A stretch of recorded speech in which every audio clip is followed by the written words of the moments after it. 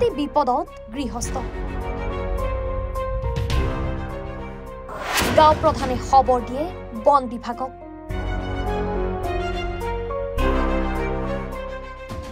বন বিভাগে জব্দ কৰে কাঠৰ কুন্দাসমূহ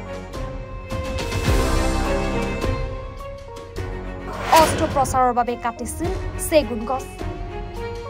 নাৰায়ণপুৰ ৰামপুৰত নিজ বাৰীত থকা ৩জোপা গছ কাটি বিপদত পৰিছে দম্বৰু গগৈৰ পৰিয়ালটো নিজে ৰোৱা গছজোপা ডাঙৰ হোৱাত ঘৰৰ কামত ব্যৱহাৰ কৰিম বুলি কাটি ফলোৱাৰ ব্যৱস্থা কৰিছিল গাঁৱৰ গাঁও প্ৰধানে বন বিভাগক খবৰ দিয়াত হাৰমতি আঞ্চলিক বন বিভাগে জব্দ কৰে কাঠৰ কুন্দাসমূহ বন বিভাগে কাঠসমূহ জব্দ কৰি হাৰমতি আঞ্চলিক বন বিষয়াৰ কাৰ্যালয় অথবা বিহপুৰীয়া বন বিভাগৰ কাৰ্যালয়লৈ নিয়াৰ পৰিৱৰ্তে কাঠৰ কুন্দাসমূহ নাৰায়ণপুৰৰ এটা কাঠফলা মিলত ৰাখি থোৱাৰ অভিযোগ জব্দকৃত কাঠসমূহত বৰ্তমানলৈকে নাই কোনো পঞ্জীয়ন নম্বৰ তাক লৈ এতিয়া সন্দেহ প্ৰকাশ কৰিছে সচেতন যুৱ উন্নয়ন মঞ্চৰ লগতে অসমৰ বিভিন্ন দল সংগঠনে গাঁৱৰ সহজ সৰল লোকে নাজানে ঘৰত নিজে ৰোৱা গছ কাটিবৰ বাবে হেনো বন বিভাগৰ অনুমতি ল'ব লাগে তাতে বিপদ হ'ল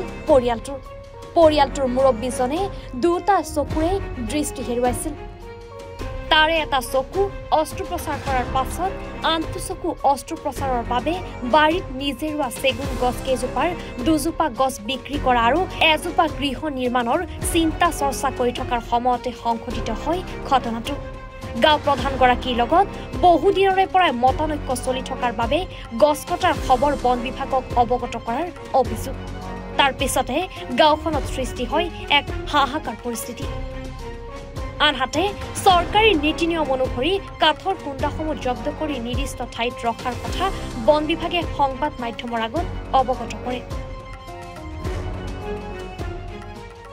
আমি স্থানীয় ব্যক্তি হিচাপে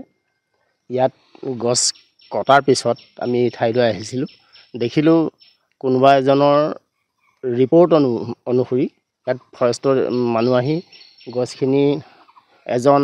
দুৰপাঙৰ ব্যক্তিৰ দুৰপাঙৰ পৰা এখন ট্ৰেক্টৰ আনি সেই ট্ৰেক্টৰত উঠাই লৈ কাঠখিনি লৈ গৈছে আমি তেখেতক কৈছিলোঁ যে কাঠখিনি কি হ'ল নিছে কি কথা তেতিয়া কৈছে ইয়াৰ পৰা কমপ্লেইন গৈছে আৰু কমপ্লেইন যোৱাৰ কাৰণে এইটো কাঠ কটাটো অন্যায় মানে নীতি বহিৰ্ভূত কাম গতিকে আমি কাঠখিনি আমি চিজ কৰিছোঁ চিজ কৰি আমি অফিচলৈ লৈ যাম আৰু যদি আপোনালোকে কিবা কথা পাতিবলগীয়া হয় অফিচলৈ যাব তাত পাতিব এনেধৰণে কৈছিল কিন্তু ইতিমধ্যে আমি জানিব পাৰিছোঁ বা গম পাইছোঁ যে সেই কাঠখিনি যিটো ছিষ্টেমত তেওঁলোকে চিজ কৰি অফিচলৈ নিব লাগিছিলে ইতিমধ্যে সেই কাঠখিনি অফিচত ফৰেষ্ট অফিচত নাই কোনোবা এক ব্যক্তিগত মিলতহে থৈছে বুলি আমি জানিব পাৰিছোঁ গতিকে সেই ক্ষেত্ৰত এতিয়া বিশেষকৈ যিজন মানুহে গছজোপা বিক্ৰী কৰিছিলে তেখেতৰ অসুখ সেই অসুখৰ চিকিৎসাৰ কাৰণে কৰিছিল আৰু আৰ্থিকভাৱে অত্যন্ত জৰুৰী ব্যক্তি গছখিনি আমি জানো তেখেতে নিজেই কিনি আনি তেখেতৰ বাৰীৰ ভিতৰত ৰুইছিলে চঞ্জুলিৰ ওচৰতে ৰোড ছাইড গছ কোনোবা কাটিছে কোনোবা পাব্লিক কমপ্লেইন আহিছে আপোনালোক ৰেঞ্জৰ পৰা টিমটো লৈ তাতে এটা ব্যৱস্থা কৰক বুলি ক'লে আমি গ'লোঁ ইয়াৰ পৰা আমি ৰেঞ্জৰ টিমটো তাতে গ'লোঁ গৈ মেলি তাতে বিচাৰি পালোঁগৈ ৰামপুৰ বুলি কয় ৰামপুৰ যে তাতে ৰোড ছাইডতে ৰাস্তাৰ ওচৰতে আৰু তাতে তিনিজোপা গছ মানে গোটা হিচাপে পাইছোঁ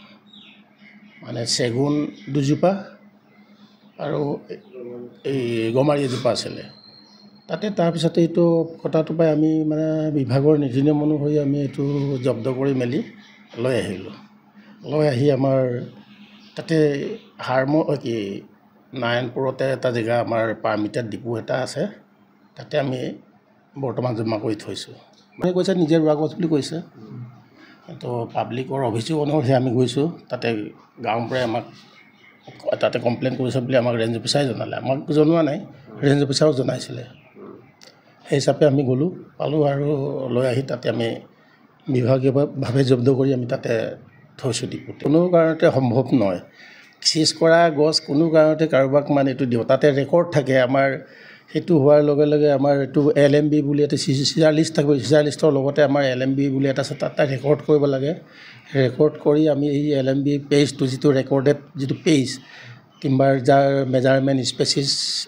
এইবিলাক ৰেকৰ্ড কৰা হয় ৰেকৰ্ড আমাৰ চিজাৰ লিষ্ট ৰিপৰ্ট একেলগে আমি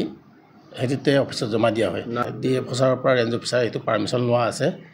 য'ত ত'তে কেতিয়াবা উইণ্ড ফলেন বা ক'ৰবাত তেনেকুৱা অলপ দূৰত থকা কিবা কাৰণত যদি আমি ইয়ালৈকে আনিব নোৱাৰোঁ তেতিয়া তাতে আমি জমা কৰি ৰাখিবৰ সুবিধাৰ কাৰণে সেইটো পাৰ্মিশ্যন লোৱা আছে বিভাগীয়ভাৱে সেই ডিপুতে ৰখা হৈছে নাৰায়ণপুৰৰ পৰা জয়ন্ত কুমাৰ হাজৰিকাৰ ৰিপৰ্ট এনি ভাৰত 24